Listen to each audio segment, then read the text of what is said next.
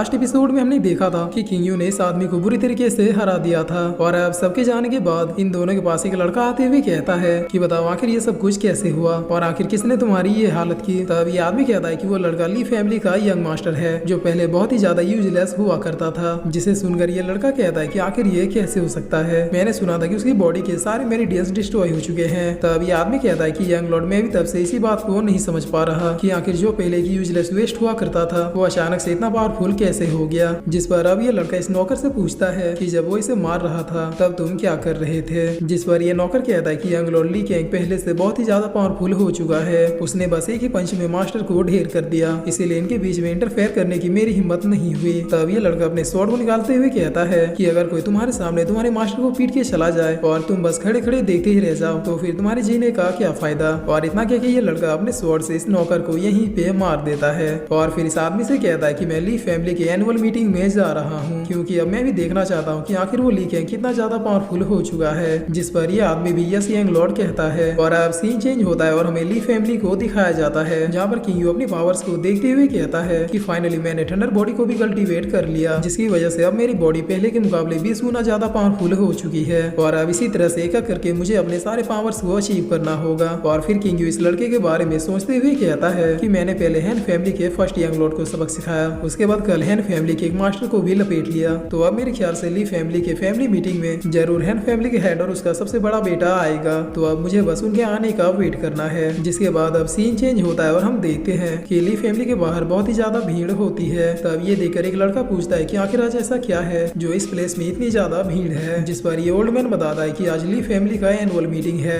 जिसमें वो दूसरे फैमिलीज के साथ अपने बिजनेस की बातें करेंगे क्योंकि बिजनेस के मामले में ली फैमिली भी कम नहीं है। जिस पर तभी हम देखते हैं कि ये लड़का अपने आदमियों के साथ यहाँ पे पहुंच जाता है और इन लोगों से कहता है कि चुपचाप मेरे रास्ते से हट जाओ वरना तुम सब मार दिए जाओगे। और ये कहकर ये लोग यहाँ से जाने लगते हैं। तब इस लड़के के साथ दूसरे लड़के को देखते हुए ये लोग आपस में बातें करते हुए कहते हैं कि वो लड़का तो वांग फैमिली का यंग मास्टर है जो हमेशा अपने पावर के घमंड में रहता है, लेकिन आज ये इतना डरा सहमा सा क्यों लग रहा है। और अब ये लड़का ली फैमिली के मेन गेट पे रुक जाता है और फिर ये बहुत ही नवाबी तरीके से अपने घोड़े से उतरता है और फिर वांग फैमिली के इस लड़के को अपने पीछे आने के लिए कहता है। तब वांग फैमिली का ये लड़का पीछे से कहता है कि यंग लॉर्ड आपने कहा था कि अगर मैं आपकी सारी बातें सुनूं तो आप मेरे फैमिली मेंबर्स को फ्री कर देंगे। जिस पर ये लड़का कहता है कि मैंने जो कहा था उसे मैं कर दूंगा, लेकिन अभी चुपचाप मेरे पीछे आओ। और ये कहकर ये लोग ली फैमिली के अंदर जाने लगते हैं। तभी लोग नोटिस करते हैं कि इनके साथ एक तीसरा आदमी भी है जो अपने चेहरे को ढके हुए है। तब ये लोग आपस में बात करते हुए कहते हैं कि ये सारे लोग रॉयल फैमिली से बिलोंग करते हैं, इसीलिए हर फैमिली मीटिंग में इन्हें जरूर बुलाया जाता है ताकि वो इनके हिसाब से परमिशन ले सके। जिसके बाद अब इधर ली फैमिली के अंदर फैमिली मीटिंग शुरू हो जाती है जहाँ पर ग्रैंडपा अनाउंस करते हुए कह रहे थे कि आज और अभी से ली फैमिली को मेरे अलावा कोई और पर्सन भी लीड करेगा। तब ये सुन के एक आदमी कहता है कि क्या वो आपका दूसरा बेटा वुहान है। जिस पर ग्रैंडपा कहते हैं कि नहीं, मुझे अपनी ली फैमिली की ग्लोरी को वापस लाने के लिए एक उससे भी काबिल पर्सन मिल चुका है। तब एक दूसरा आदमी कहता है कि आपकी फैमिली में आपके दूसरे बेटे से बढ़ के कौन है जिसे आप ली फैमिली के इस भार को सौंप रहे हैं। जिस पर ग्रैंडपा कहता है कि वो और कोई नहीं बल्कि मेरे पहले बेटे का बेटा ली कैंग है, वो अब पूरी तरीके से रिकवर हो चुका है। इतना ही नहीं, वो पहले से बहुत ही ज्यादा पावरफुल हो चुका है जिसकी वजह से मैंने ये डिसीजन लिया है।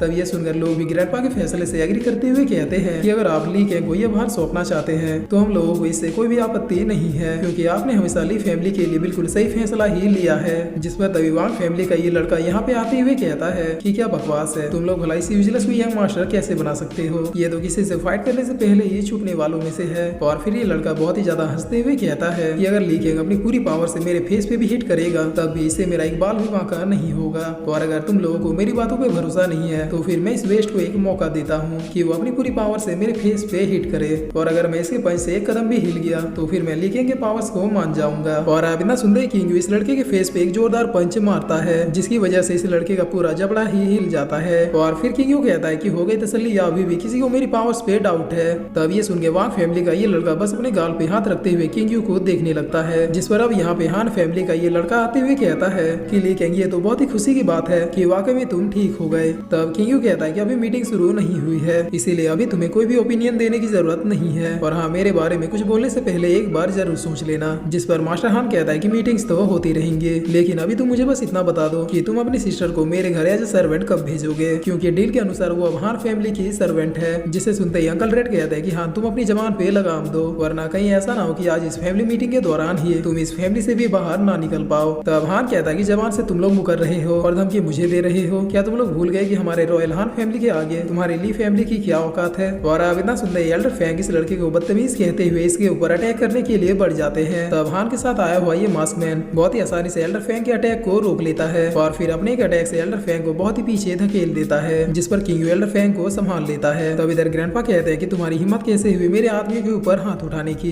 जिस पर ये मास्कमैन अपना चेहरा दिखाते हुए कहता है कि ली भाई तुम्हारे ग्रैंडसन ने मेरे छोटे बेटे के मेरिडेंस को तोड़ दिया है, इसके साथ ही इसने मेरे आदमी को भी बहुत ही बुरी तरीके से मारा है, इसीलिए आज मैं यहाँ पे इस तरह से सारी बातें क्लियर करने के लिए आया हूँ। तब ये सुनकर किंग बहुत ही फनी स्टाइल में कहता है कि तुम अपने बेटे को संस्कार देना भूल गए हो, जिसकी वजह से वो इस तरह से मुझसे पिट रहे हैं, लेकिन शुक्र मनाओ कि मैंने अभी तक उन्हें नहीं मारा है, मगर अब से तुम या फिर तुम्हारे बेटे ने ली फैमिली की तरफ आंख उठा के भी देखा तो फिर मैं पूरे हान फैमिली को ही खत्म कर दूंगा। जिसे सुनकर हान फैमिली का ये हेड बहुत ही ज्यादा गुस्से में कहता है कि तुम्हारे ग्रैंडपा ने भी आज तक मुझसे इस तरह से बातें नहीं की थी, तो फिर तुम भला अपने आप को समझते क्या हो? तब किंग कहता है कि ऐसा पर्सन जिसे तुम लोग ऑफेंड नहीं कर सकते। जिसे सुनकर हान अब आगे आते हुए कहता है कि ली गैंग तुम मेरे फादर के सामने मेरी फैमिली की इंसल्ट कर रहे हो, तो क्या इसका मतलब ली फैमिली अब हान फैमिली से फाइट करना चाहती है? तब किंग कहता है कि हाँ तुम लोग इस बात को इस तरह से मान सकते हो, जिस पर तभी पीछे से लिफी के फादर कहते हैं कि ली गैंग चुपचाप एल्डर हान से माफी मांगो, तुम नहीं जानते कि तुम अभी किसके सामने बोल रहे हो। तब किंग अपने अंकल की बातों को इग्नोर करते हुए उन्हें सेट अप कहता है और फिर किंग इन दोनों बाप बेटों से कहता है कि आज से पूरे ली फैमिली को मैं लीड करूंगा और यही बात बताने के लिए तुम लोगों को इनवाइट किया गया था, तो अब चूंकि तुम लोग इस बात को जान चुके हो इसलिए चुपचाप यहाँ से निकल जाओ। जिस पर हान अपने स्वॉर्ड को निकालते हुए कहता है कि क्या कहा तुमने, क्या तुम वाकई में मुझसे अभी फाइट करना चाहते हो? तब किंग कहता है कि मैं कोई इडियट नहीं हूँ जो तुमसे अभी यहाँ पे फाइट करूंगा, क्या बता अगर तुम मेरे हाथों से किसी तरह से मारे गए तो फिर लोग कहेंगे कि ली गैंग ने हान फैमिली को घर में बुला के साफ कर दिया, इसीलिए मैं यहाँ पे अभी तुमसे किसी भी कीमत पे फाइट नहीं करूंगा, वरना जब तुमने मेरे सिस्टर के बारे में बोला था तभी मैं तुम्हें निपटा चुका होता। जिस पर अब इधर लोग भी बातें करते हुए कहते हैं कि वाव ली गैंग का कॉन्फिडेंस देखो, वो रॉयल हान फैमिली को भी इतने अच्छे से डील कर रहा है। और अब किंग कहता है कि चलो मैं हान फैमिली को मुझसे फाइट करने का एक मौका देता हूँ, आज से 6 महीने के बाद मेरे और तुम्हारे बीच एक डेथ फाइट होगी, जिसमें जो जीतेगा उसके ही ऑर्डर्स को फॉलो किया जाएगा, क्योंकि उस मैच के बाद हम दोनों में से कोई एक ही जिंदा रहेगा। तब ये सुनकर हान के फादर कहते हैं कि क्या तुम पागल हो गए हो? जिस पर हान अपने फादर को रोकते हुए कहता है कि मुझे तुम्हारा ये चैलेंज मंजूर है, चलो मैं तुम्हें 6 महीनों का टाइम देता हूँ, कर लो अपने आप को जितना भी प्रिपेयर करना है, क्योंकि ये 6 महीने तुम्हारी लाइफ के आखिरी 6 महीने हैं। तब किंग कहता है कि बोल लिया तो अब गेट उस तरफ है, चुपचाप यहाँ से निकल जाओ। जिस पर हान अपने फादर को लेके यहाँ से जाने लगता है। तब किंग पीछे से कहता है कि एल्डर हान अपने बेटे को जितना देखना है अच्छे से देख लो, क्योंकि 6 महीनों के बाद तुम उसे नहीं देख पाओगे। जिस पर हान के फादर बहुत ही ज्यादा भड़कते हुए कहते हैं कि इसकी तो अभी मैं। तब हान अपने फादर को शांत कराते हुए कहता है कि फादर चुपचाप यहाँ से चलिए, क्योंकि इन 6 महीनों के बाद ये पूरी ली फैमिली भी हमारी होगी। तब किंग अपने मन में कहता है कि तुम्हें तो मरना ही होगा, बस तुम इन 6 महीनों का वेट करो।